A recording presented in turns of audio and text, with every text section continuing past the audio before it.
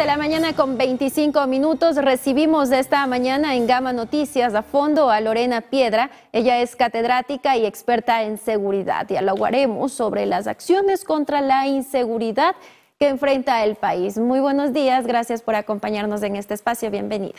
Buenos días, Anaís. Un saludo cariñoso para ti y a tu distinguida audiencia.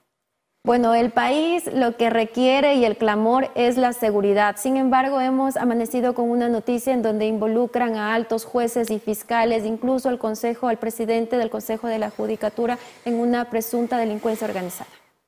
Estos hechos no tienen precedente en el Ecuador. Es la primera vez que desde la Fiscalía se arma todo un operativo que involucra a altas autoridades y a ex funcionarios de alto rango en distintas instancias estatales. Esto es evidencia de que ya no se puede tapar el sol con un dedo y decir, bueno, no existe una conexión entre las estructuras de delincuencia organizada y la esfera política. O no existe una conexión entre estructuras de delincuencia organizada y justicia. Hace unos días, una serie de actores se escandalizaban y decían, ¿cómo puede ser posible, no es cierto, que el embajador de los Estados Unidos sea capaz de aseverar que existe todo esto, que lo ponga como hechos? Pero en realidad ya podemos ver que desde otras esferas aparecen evidencias de que estas conexiones existen, porque en realidad denuncias de corrupción, de penetración de estructuras de delincuencia organizada dentro de la Policía Nacional existen. Estas tienen más de 10, 12 años, ¿no? Y esto es un poco lo que se escuchaba dentro de la policía, entre pasillos, ¿no es cierto?, los rangos bajos sin tener dónde denunciar el tema de la corrupción. Sin embargo, lo que sucede, ¿no es cierto?, es que no solamente ya se ha cooptado determinadas estructuras que eran como las que estaban en la primera línea y que son las que primero se corrompen en un estado, sino que ya tenemos una serie de espacios que están siendo cooptados por estructuras de delincuencia organizada, porque la delincuencia organizada lo que busca no es derrotar al Estado, no es destrozarlo, sino cooptarlo y ponerlo a su servicio para que pueda cumplir con sus negocios, entre comillas, ¿no es cierto?, con las actividades. Entonces, lo que vemos con este operativo es la terrible evidencia del grado de penetración de las estructuras de delincuencia organizada en el Estado. Y esto es gravísimo. Menos mal, desde la Fiscalía se ha llevado una línea de trabajo que permite investigar todos esos hechos. Ya se juzgará, ya se llevarán en las instancias judiciales todos estos procesos, pero es un tema gravísimo que nos da cuenta de lo mal que nos encontramos, pero que asimismo nos deja ver un ápice de esperanza, porque al parecer no en todos los caminos encontramos a funcionarios corruptos cooptados por estructuras de delincuencia organizada. Por ejemplo, en casos puntuales, ¿cómo podríamos evidenciar esta práctica en cómo ha afectado al sistema judicial en estos últimos tiempos? ¿Cómo opera esta delincuencia organizada? Bueno, el sistema de coimas funciona y ya hace algunos años, yo creo que 5 o 6 años, una serie de miembros de la Corte Nacional de Justicia, cuando se les iba a investigar el patrimonio, dijeron, no, renunciamos, porque no vamos a abrir las cuentas y porque no queremos que nos revisen el patrimonio. Entonces, esa es una de las primeras evidencias que ya se puede ver de que hay dineros que no pueden ser justificados legalmente, y los incrementos en el patrimonio, pues esto son temas bastante evidentes que saltan a la vista y que han estado presentes. Y no es un tema nuevo. Por otro lado, ¿no es cierto?, el tema de cooptar a miembros de la función pública está presente desde los años 90, ¿no? Ya se sabía que en determinadas circunscripciones territoriales, por así decirlo, en la frontera sur, llegaba pues alguien con un maletín de dinero a darle al jefe de la policía y a pedirle que se haga loco con ciertas cosas, ya desde los 90. Y eran prácticas normalizadas, como digo, cosas que estaban presentes, pero cuando vemos el Ecuador como está, no podemos asumir que no pasa nada y que todo el mundo es honesto y que no existen jueces que han sido cooptados. Cuando tenemos personas con sentencias graves que de repente salen con medidas sustitutivas. Ya vimos lo que sucede dentro de las cárceles, las caletas que había ahí arriba, y eso por un lado. Y por otro lado, todo el sistema de medidas sustitutivas que sí ciertamente es necesario sacar personas dentro de los centros de privación de libertad para evitar el hacinamiento y dar condiciones dignas. Sí se ha dado un mal uso, un abuso, y existieron estructuras dentro del SNAI que supuestamente ya fueron eliminadas, que eran las que hacían negocio con el tema de las medidas sustitutivas. Entonces, sí, tienes un lado el tema de las jueces de garantías penitenciarias que tienen un papel, pero por otro lado el SNAI y toda esta estructura que al parecer también está detrás de estos allanamientos que se realizaron la madrugada de hoy. ¿Y este escenario de poder podría estar también cooptado en la asamblea donde se le pretende juzgar políticamente a la fiscal Diana Salazar, que tiene en sus manos este caso? Existen claros indicios de que candidatos y que ahora son asambleístas tienen vínculos con estructuras de delincuencia organizada. Esto no es ninguna novedad.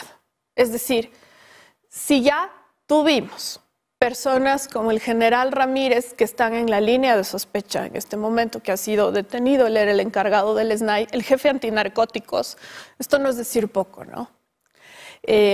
Hemos tenido miembros también de otras altas esferas, ¿no? Decir que Wilman Terán está detenido por sicariato y delincuencia organizada tampoco son palabras menores.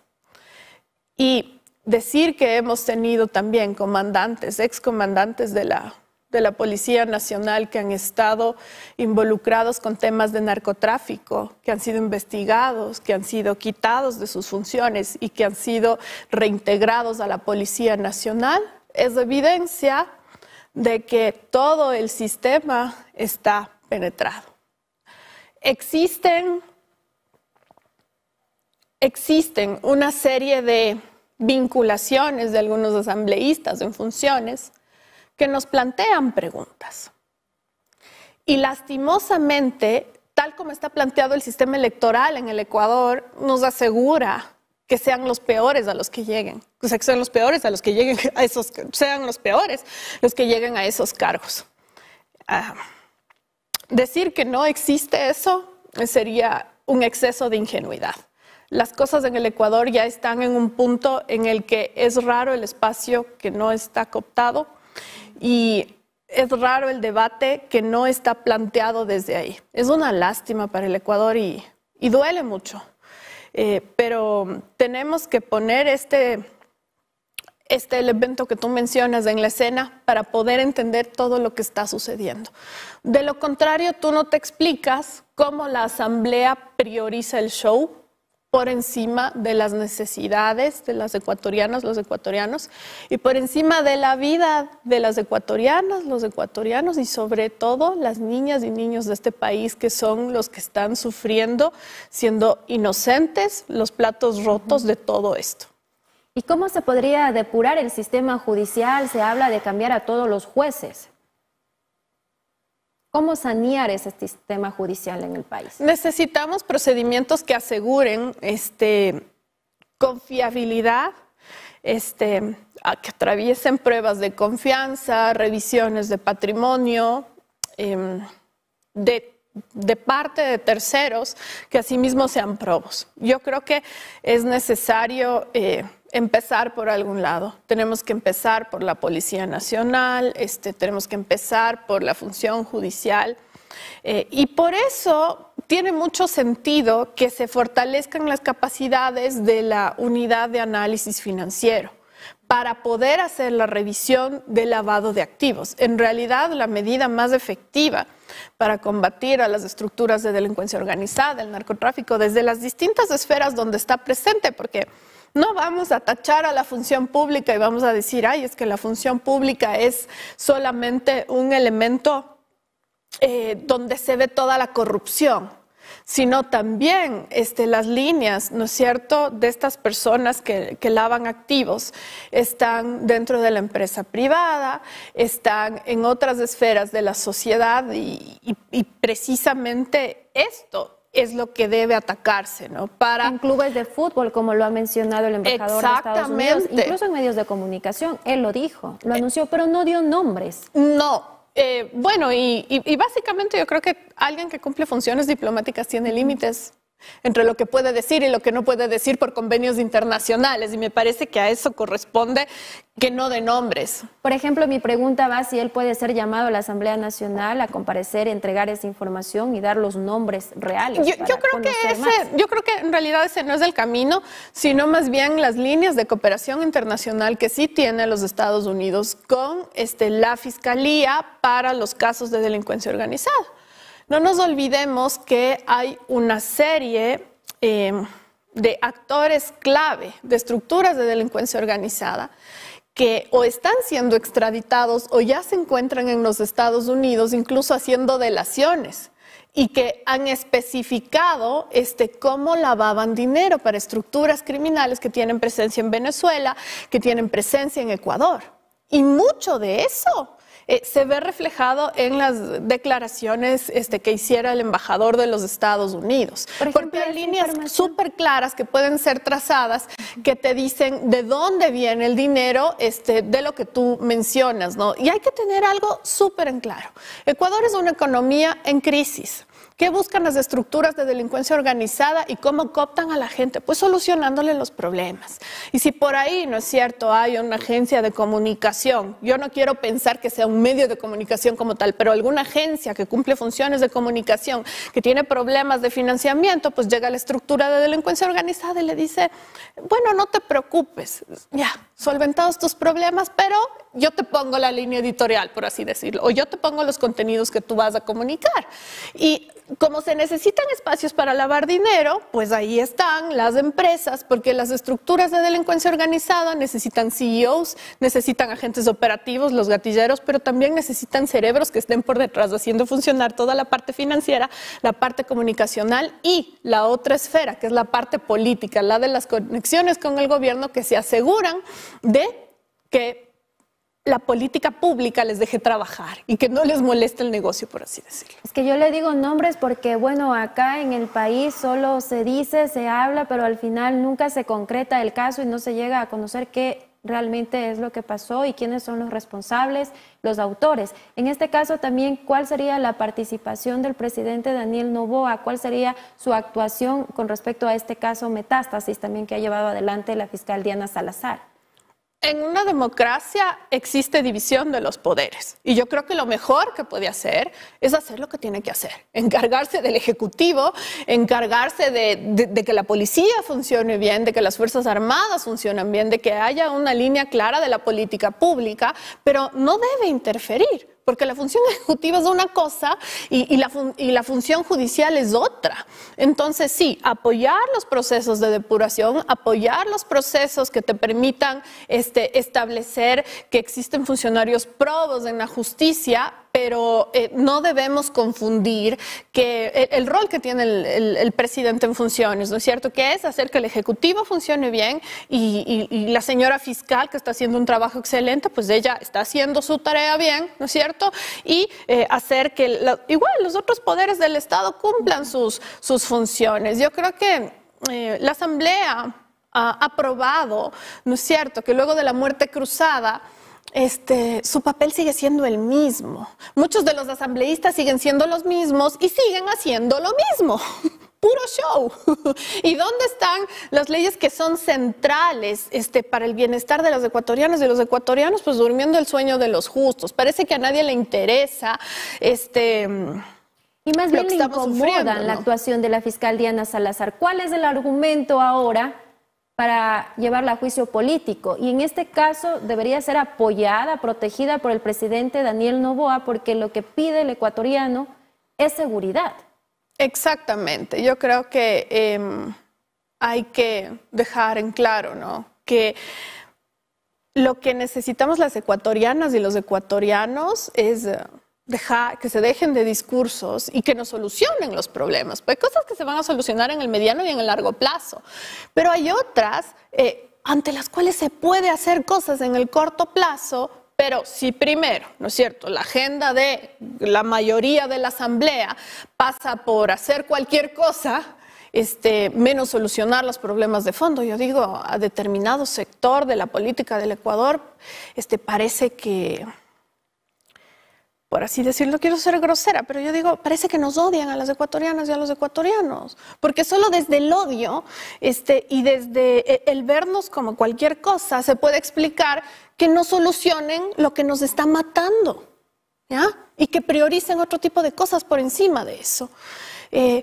Entonces, ese es el detalle. Si es que la Asamblea está en lo que está y no nos soluciona los problemas, Daniel Noboa tiene que hacer que el Ejecutivo funcione. Y tiene que solucionar estos temas urgentes, y tiene que solucionar el tema carcelario, y tiene que hacer que inteligencia funcione, y tiene que rodearse de gente que sabe y no improvisar, y tiene que hacer conciencia de qué tiene y qué no tiene. Porque si no es sabio en tomar el lugar que debe tomar ahora, vamos a seguir en lo mismo y los escenarios solamente irán poniéndose peor.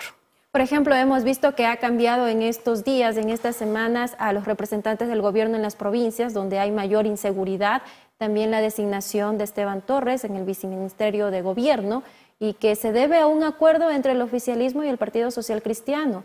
¿Cómo sería de que el presidente Daniel Noboa le brinde ese apoyo, esa protección a la fiscal Diana Salazar, sin que se inmiscuya en esa función? Sí, yo creo que está dando señales de que toma decisiones, aunque se equivoque, revé estas decisiones, ¿no? Porque se han cambiado, sobre todo el gobernador en la provincia de Los Ríos, ¿ya?